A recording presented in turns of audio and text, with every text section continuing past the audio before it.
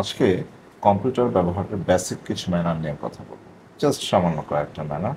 এগুলো আমাদের beginner computer যারা ইউজার আছে তাদের জন্য কাজে দেবে। তো চলেন ভিডিওটা শুরু করি।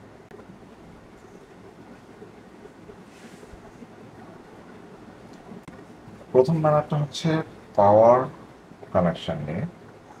আমরা কম্পিউটারটা যখন ব্যবহার করব আমাদের ইউপিএস এর মাধ্যমে অথবা সরাসরি লাইনের মাধ্যমে যেভাবেই ব্যবহার করি না কেন, আমাদেরকে অবশ্যই কিন্তু কম্পিউটারটা যখন শাটডাউন দিয়ে দেবো এরপর পাওয়ার কানেকশনটা সম্পূর্ণরূপে অফ রাখা উচিত।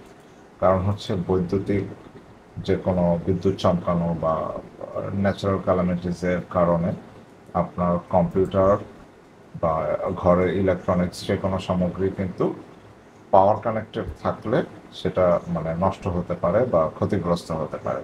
সো এটা হচ্ছে বেসিক কম্পিউটার ম্যানারের 1 নম্বর জিনিস, যেটা আমরা ব্যবহার যখন করবো না কম্পিউটার তখন পাওয়ার কানেকশন সম্পূর্ণ অফ রাখবো, সুইচটা অফ করে রাখবো একদম। কম্পিউটার বন্ধ, ইউপিএস বন্ধ, মাল্টিপ্লাগ বন্ধ, মেন সুইচ বন্ধ একদম। অথবা কম্পিউটার শাটডাউন দেওয়ার পরে ইউপিএস অফ করার পরে যেখান থেকে কারেন্টটা আসছে ওই সুইচটা অফ করে দেব। 2 নম্বর ম্যানার যেটা বলবো সেটা হচ্ছে আমরা প্রায়শই কম্পিউটারটা ওপেন হয়ে যখন এই ডেস্কটপে চলে আসে ডেস্কটপটা, তখনই বিভিন্ন রাইট ক্লিক করে রিফ্রেশ দেওয়া শুরু করি, বিভিন্ন সাথে সাথে প্রোগ্রাম চালু করার চেষ্টা করি। এটা করা যাবে না। কম্পিউটারটা অন হয়ে যখন উইন্ডোটা আসে, আসার পরেও কম্পিউটারটা কিন্তু প্রায় 1-1.5-2 মিনিট, এটা কম্পিউটার কনফিগারেশনের উপর নির্ভর করে, 1-1.5-2 মিনিট অথবা 3 মিনিট কম্পিউটারটা বিভিন্ন প্রোগ্রাম এবং সব কিছু সেট হয়, মানে পুরো কম্পিউটারটা ইউজের জন্য ব্যবহারের জন্য উপযোগী হতে কিছুটা সময় প্রয়োজন হয়। তো উইন্ডো চলে আসলেই কাজ শুরু করে দিতে হবে বিষয়টা তা না। এরকম একটা উইন্ডো যখন আসবে এরপরে আমরা 1-1.5 মিনিট ওয়েট করে তারপর আমাদের কাজকর্ম শুরু করব, সেটা যে কাজই হোক না কেন। তারপরে এই যে আমার ডেস্কটপে দেখছেন অনেক ধরনের জিনিসপত্র আছে, এটা আসলে উচিত না। অনেকের তো পুরো ডেস্কটপে কিছু দেখা যায় না, ব্যাকগ্রাউন্ডে এত জিনিস থাকে। তো ডেস্কটপটাকে ফ্রি রাখতে হবে, কারণ ডেস্কটপে যা আছে, যেমন এখানে মুভি আছে, কত কি আছে, আহ, তো এই সবগুলো কিন্তু সি ড্রাইভে রাখা আছে। সি ড্রাইভটা আমার এটা জাস্ট 120 জিবি একটা এসএসডি লাগানো আছে, যেটার ইউজেবল হচ্ছে শুধুমাত্র 111 জিবি।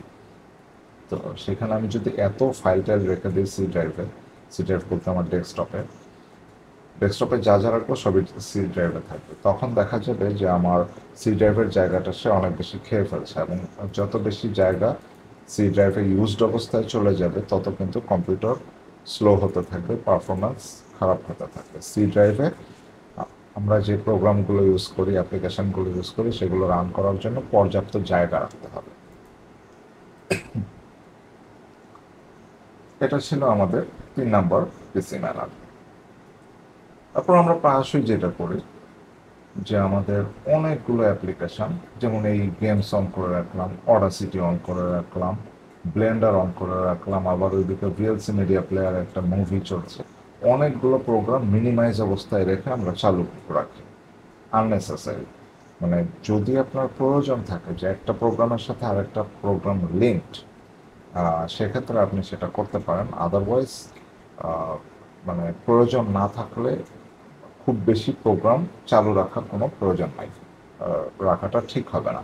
এতে করে আপনার র্যাম এবং প্রসেসরের উপরে প্রেশার পড়বে, এবং যেটা মানে আননেসেসারি এই প্রেশারটা দেওয়ার মানে কোনোভাবেই উচিত না। এতে কম্পোনেন্টের মানে ক্ষতি হওয়ার সম্ভাবনা থাকতে পারে, বা আমাদের প্রসেসর ওভারহিট হয়ে থাকবে, যেটা মানে ভালো না।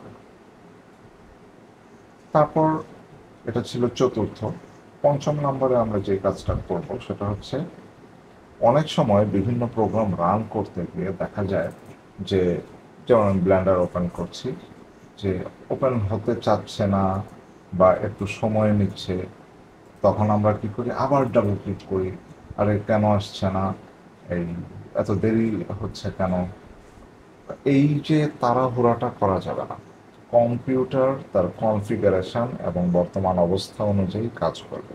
এটা আমি জোরাজুরি করে, এই যে আমি ডাবল ক্লিক করলাম, 2বার আসছে না দেখে আমার কিন্তু 2টা ব্লেন্ডার অন হলো। ঠিক আছে, মানে আমার প্রথম ক্লিকে যেই কমান্ডটা সেটা কিন্তু সে নিয়েছে, এমন না যে সে সেই কমান্ডটা নেয় নাই। এখন দেখেন আমি এটা আবার ক্রস করতে চাচ্ছি, আমার কম্পিউটার একটু হ্যাং করছে, এই যে মানে ল্যাগ দেখা দিচ্ছে, ব্লেন্ডার রেসপন্ড করছে না, বিভিন্ন ধরনের প্রবলেম আছে। সুতরাং একটা কমান্ড কম্পিউটারকে দিলে সেটা টাস্কটা কমপ্লিট করার জন্য কম্পিউটারকে পর্যাপ্ত সময় দিতে হবে। এখন আপনি যদি অত্যন্ত হাই কনফিগারেশনের কম্পিউটার ইউজ করেন সেক্ষেত্রে এইসব প্রবলেম হবেই না। বাট বেসিক কম্পিউটার ম্যানারের মধ্যে এই জিনিসটা থাকা উচিত, কোনোভাবেই তাড়াহুড়া করা চলবে না। Just wait, observe and see, finally use. আরেকটা ব্যাপার আমরা যেটা করে থাকি, যে যেমন একটা জিনিস হাতে নিয়ে রাখাই, ইউএসবি ড্রাইভ। এই ইউএসবি ড্রাইভটা আমরা কথায় কথায় ফাইল ট্রান্সফারের জন্য ইউজ করি, খুব ছোট ছোট ফাইল, বড় ফাইল সব কিছু ট্রান্সফারের জন্য ইউএসবি ড্রাইভ ইউজ করি, যেটা আসলে নট নেসেসারি। আপনাদের বেশিরভাগ ফাইল আপনারা পারতপক্ষে চেষ্টা করবেন হোয়াটসঅ্যাপ, যেমন এই হোয়াটসঅ্যাপ আছে, ফেসবুক মেসেঞ্জার আছে, ইনস্টাগ্রাম আছে, কত ধরনের প্ল্যাটফর্ম আছে, ইমেইল আছে, এইসবের মাধ্যমে ট্রান্সফার করার চেষ্টা করবেন। তাহলে এই যে মানে সবচেয়ে বেশি ভাইরাস অ্যাটাক হয় মাইক্রোসফটের এই উইন্ডোজ অপারেটিং সিস্টেমের কম্পিউটারগুলোতে হচ্ছে ইউএসবি ফ্ল্যাশ ডিস্ক ড্রাইভ অথবা পেন ড্রাইভ অথবা মেমোরি কার্ড এইসবের মাধ্যমে সবচেয়ে বেশি ভাইরাস, র্যানসামওয়্যার, ম্যালওয়্যারের অ্যাটাক হয়। সো এটা না করে যদি আপনি অনলাইনে আপনার বিভিন্ন প্ল্যাটফর্মে হোয়াটসঅ্যাপ, ফাইবার, মেসেঞ্জার, জিমেইল এইসবের মাধ্যমে যদি আপনাদের ফাইল আদান প্রদান করেন তাহলে অনেক বেশি ভালো হবে আর কি। মানে ম্যালওয়্যার বা র্যানসামওয়্যারের অ্যাটাকটা থেকে বাঁচার একটা ভালো সম্ভাবনা তৈরি হবে। বাট যদি অনেক বড় ফাইল হয় সেক্ষেত্রে তো হয়তো মানে এটা ট্রান্সফার করা একটু টাফ। হ্যাঁ, আমরা ড্রাইভ শেয়ার দিয়ে জিমেইলে ট্রান্সফার করতেই পারি, বাট এটা অনেক সময় সাপেক্ষ। সো সেই ক্ষেত্রে হয়তো আপনারা পেন ড্রাইভ ইউজ করতে পারেন। বাট পেন ড্রাইভের ক্ষেত্রে আমি একটা জিনিস একটু দেখাই, যেমন ধরেন আপনার পেন ড্রাইভটা এখানে আছে, আমি একটা পেন ড্রাইভ প্রবেশ করিয়ে দেখাই। এই যে আমি একটা পেন ড্রাইভ প্রবেশ করালাম, পেন ড্রাইভটা পেল, এই যে ইউএসবি ড্রাইভ। আপনারা ইয়ে করবেন না, এই দিস পিসিতে গিয়ে এইখানে ডাবল ক্লিক করে ঢুকবেন না। আপনারা এই সাইডে যে এক্সপ্লোর করার অপশন আছে এইখানে প্রবেশ করবেন, তারপরে ইয়ে করবেন। এই উইন্ডোটা এনে আমি ধরেন এখান থেকে কোনো একটা কিছু কপি করব, কপি করে পেস্ট করব। এই কপি করে তখন আমি এখানে নিয়ে গিয়ে পেস্ট করে দিলাম। আমি পেস্ট করছি না, জাস্ট দেখাচ্ছি। ঠিক আছে, সো এইভাবে আমরা যদি ইউজ করি তাহলে মানে আমরা যদি ডাবল ক্লিক করে ওপেন না করি, রাদার এক্সপ্লোর করি সাইড থেকে, সেটা একটু সেফ। তারপরে হচ্ছে আমাদের কম্পিউটারটাকে অবশ্যই ধুলোবালি মুক্ত রাখতে হবে। সেটা আমাদের মনিটরের স্ক্রিন হতে পারে, মনিটরের স্ক্রিনটাকে আমি ধুয়ে মুছে খুব সুন্দর করে রাখলাম। আর পেছনে যে মনিটরের ভেন্টগুলো আছে যেগুলো দিয়ে মনিটরের বাতাস চলাচল করে ওইগুলো প্রচণ্ড ময়লা, এরকম হলে হবে না। মানে এই কম্পিউটারের সিপিইউ থেকে শুরু করে কম্পিউটারের যত কম্পোনেন্ট আছে সব কিছুকেই পরিষ্কার পরিচ্ছন্ন রাখতে হবে। আর যথাসম্ভব চেষ্টা করতে হবে যে কম্পিউটার আপনি যেই রুমে ব্যবহার করেন সেখানে যেন মানে খুব বেশি ধুলাবালি না আসে। আপনি রাস্তার পাশে আপনার বাসার বারান্দা এবং বারান্দায় বসে আপনি কম্পিউটার ব্যবহার করছেন, এই ধরনের পরিস্থিতি যেন না হয়। মানে যেখানে ধুলাবালি কম থাকে সেখানে কম্পিউটার ব্যবহার করাটাই মানে ভালো। আরেকটা কাজ আমরা করি, অযথাই বিভিন্ন ধরনের অ্যাপ্লিকেশন এবং প্রোগ্রাম, এটা মোবাইলের ক্ষেত্রে আমরা করি, ইনস্টল করে রেখে দিই। আমার জায়গা আছে, আমি যেই প্রোগ্রাম ইউজ করি সেটাও ধরেন আপনার ব্লেন্ডার প্রয়োজন নাই, ধরেন আপনার অডাসিটি প্রয়োজন নাই, আপনি অন্য কিছু ইউজ করেন অথবা ইউজ করেনই না, অডিওর কোনো কাজ, অডিও প্রোডাকশনের কোনো কাজ করেন না, বাট আপনি লোকের মুখে শুনছেন অডাসিটি, সুতরাং আপনি ইনস্টল করে বসে আছেন, অযথা কোনো প্রয়োজন নেই। এটা আপনার সি ড্রাইভের জায়গা দখল করছে।